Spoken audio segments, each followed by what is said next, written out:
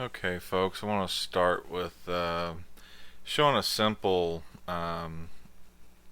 studies setup that I like to set up with on my ThinkorSwim trading platform.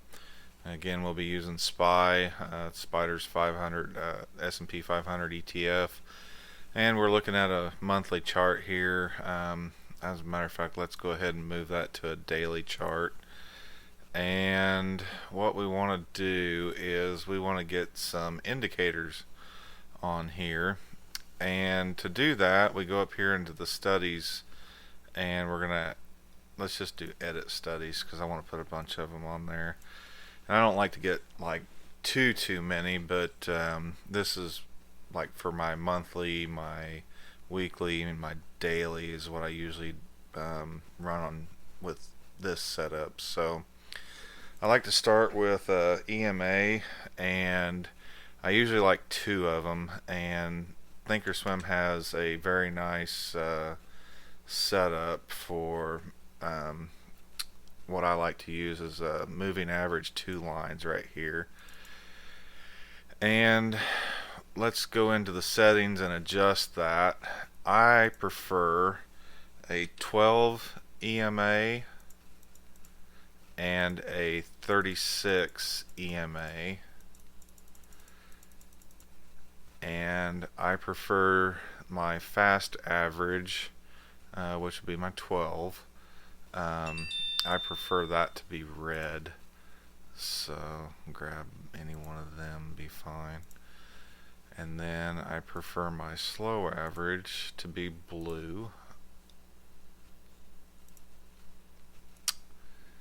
So that's all there is to that. I don't want to mess with the displacement. All that will do is you can kind of have like a leading, make it more of a leading indicator, but I'm used to trading it this way. And then our average type. This is what's going to make it an EMA, and what that does, I'm going to change it from simple to exponential. And what that does, that kind of helps it weight the most current candles heavier, and I just find that it works better. It's just kind of what I've got my eyes trained on. You can use whatever you like, but this is what I prefer. So let's get those thrown up there on the chart, and let's see what that looks like. So get that out of the way. So you can see we got our red 12 EMA and we got our blue 36 EMA. So I want to add a couple more. So edit our studies again, and I want to put another one on there. So we got moving average two lines again, and let's go edit this one. Let's make this one a 50 EMA and make the other one a 100. And let's make it exponential. And for these, since I don't really look at them a whole lot, I just want them some colors that are not too obnoxious, and we'll just go with those for now. See what we like. And there you go. You can see that it showed some more lines on there. Now some people trade with EMAs or moving averages, and they do the game where when one crosses over they sell, get out, whatever. I don't usually use them quite like that. I rely more on for day trading purposes, I rely more on the RSI and price action, and more so the price action. But so that's got us started, and since I've been talking about the RSI, let's get that pulled up.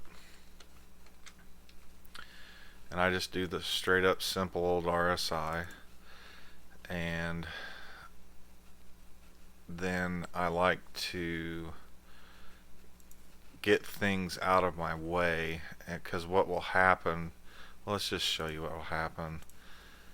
So now we've got the RSI, and what I mean by get things out of the way, this yellow line here and here, I want those out of my way. the theory is that whenever something gets to be over 70, that it's overbought. Um, that may ring true on some stuff, but I I just ignore it. I want it out of my way. I want to be able to see what the RSI is doing, kind of like the price action. So what I do, I come up here and change this to overbought to 80, and my oversold, I think 20 should be fine.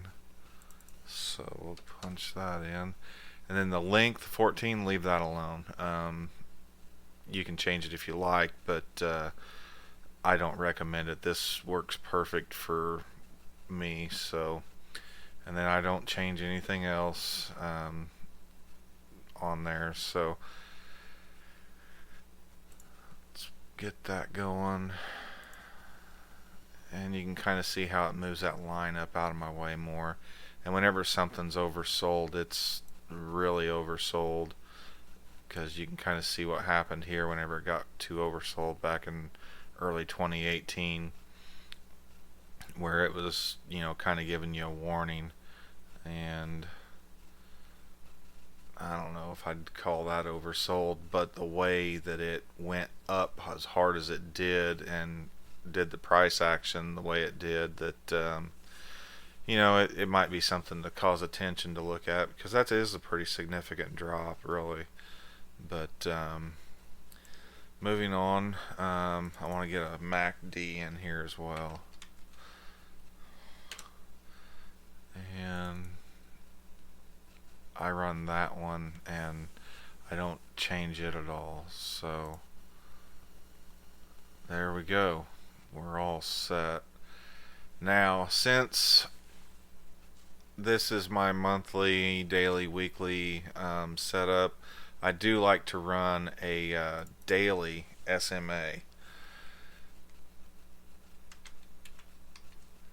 And if you see right here where it says daily SMA, that's going to weight that on a daily candle. So you can use it in a lower time frame as well. And I usually do all the way down to about my 1 hour.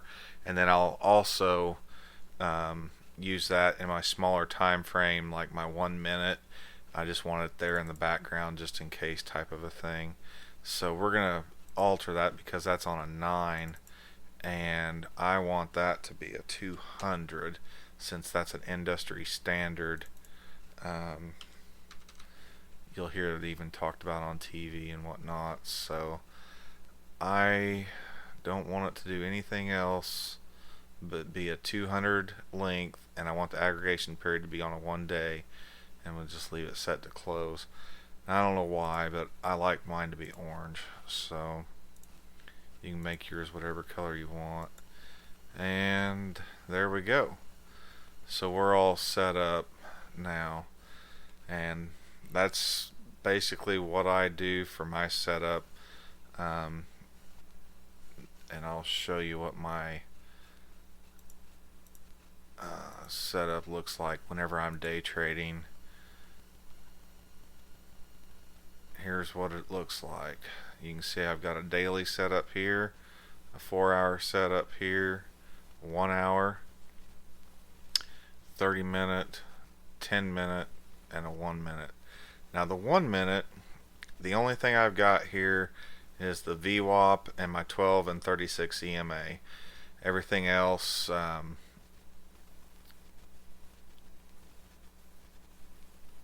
just run a 12 and a 36 EMA with my RSI and MACD.